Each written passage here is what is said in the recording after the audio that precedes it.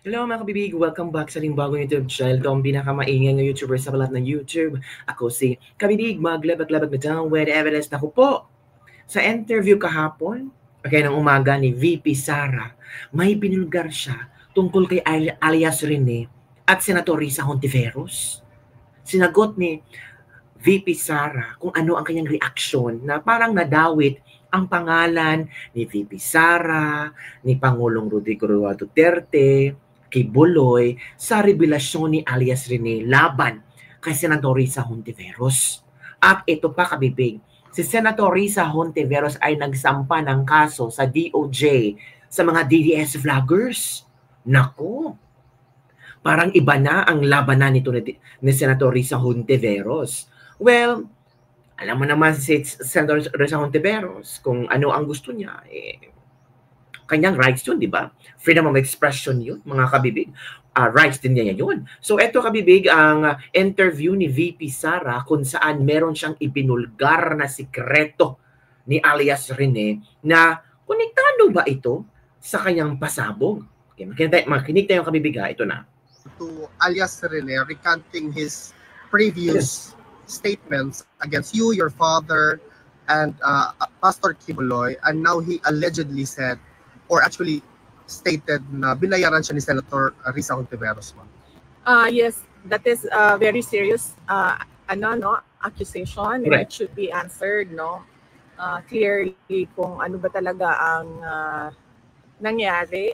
And kung sa tingin ni alias Rene na dapat siya ay mag-file din ng kaso, ay dapat gawin niya din yon.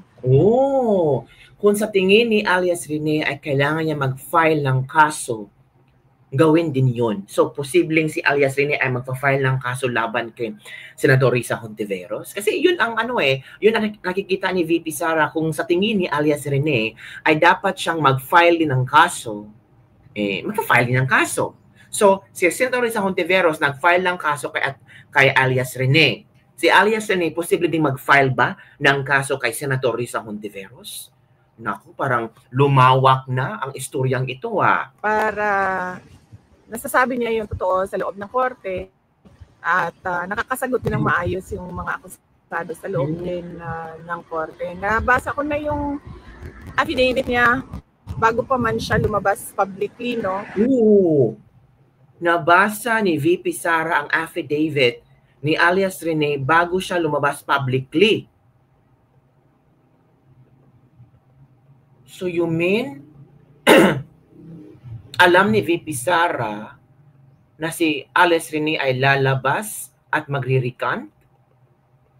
Nako. So, kasi sabi ni VP Sara, nabasa ko na yung affidavit ni alias Rene bago siya lumabas publicly.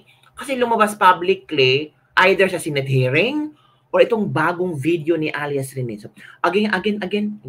In fact, merong mga nakalagay doon na nakasama niya ang mga witnesses ng ICC. Nakasama ni alias Rene ang mga witnesses ng ICC? Paano?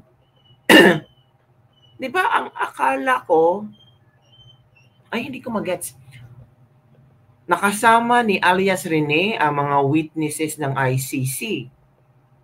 Ano yun? Sa isang bahay kung saan siya pinatira ni Senator Hontiveros. Is that a reason for concern po na allegedly tanim ebidensya, tanim testigo, tapos meron siya mga nakasama rin ng mga testigo na dadalhin dito sa ICC na posibleng tanim testigo rin? Oh, yes, of course. In fact, sinabihan ko din ng lawyer ni President Duterte na meron nga gano'n na statement yung witness against Pastor Kibuloy na ngayon ay nagsasabi na hindi totoo yung mga sinabi niya. Sinabi niya na kasama niya sa tirahan mga witnesses ng ICC. Yung minsan po, in-advise niyo si Kong Pulong to seek the speakership. Ano hong status? Hindi ko alam sa kanya. Hindi ko alam sa kanya kung seryosohin niya yung suggestion ko. But wala pa kasi akong balita kung anong ang mga gagawin niya. Ibalik natin. Meron nga oh, yes, of course. Oo. In fact, pinatira ni nangyari, and very serious Pastor Quiboloy, and now he allegedly said, or actually stated, na binayaran siya ni Senator Risa. Yes, that is very serious accusation, and it should be answered clearly kung ano ba talaga ang nangyari.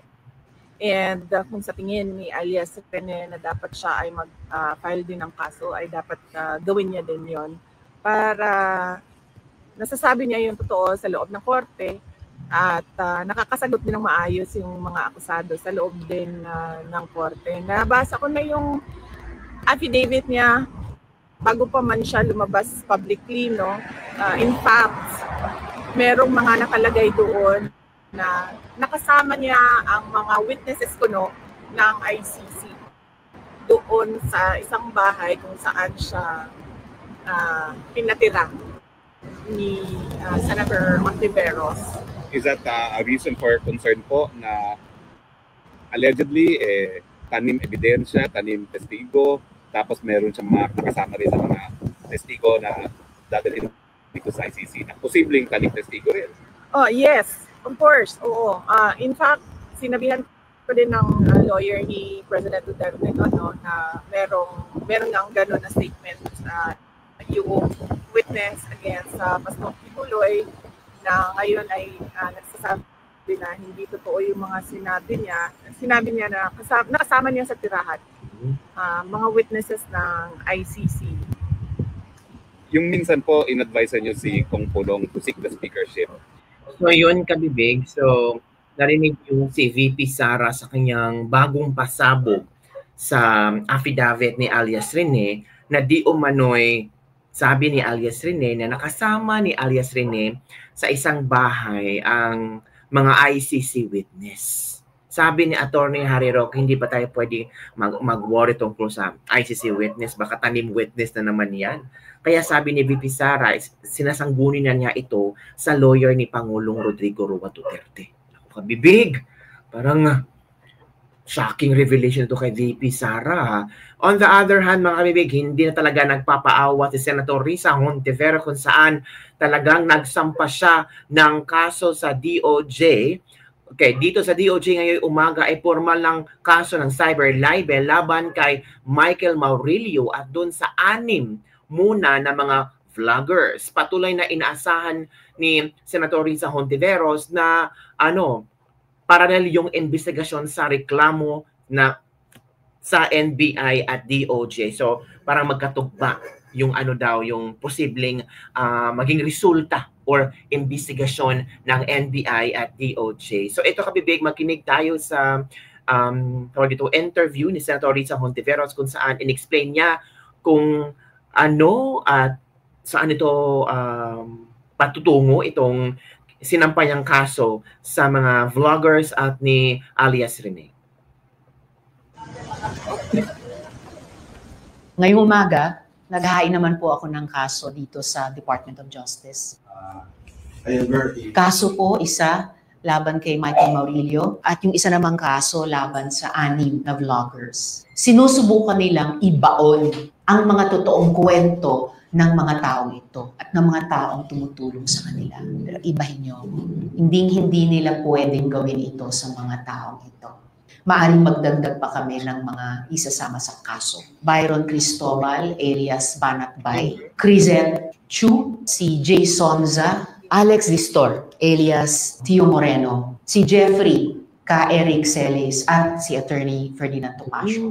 So ayon sa aking legal team, ang nararapat na kaso ay cyber libel dahil sa kawalang kapakialaman nila kung totoo o hindi ang kanilang kinakalat at mga dagdag na kasinungalingan pa. Ito ay sistematiko at sadyang pag-atake pati sa mga witnesses, mga taong naglakas loob sa kabila ng kanilang takot na sabihin ang kanilang katotohanan.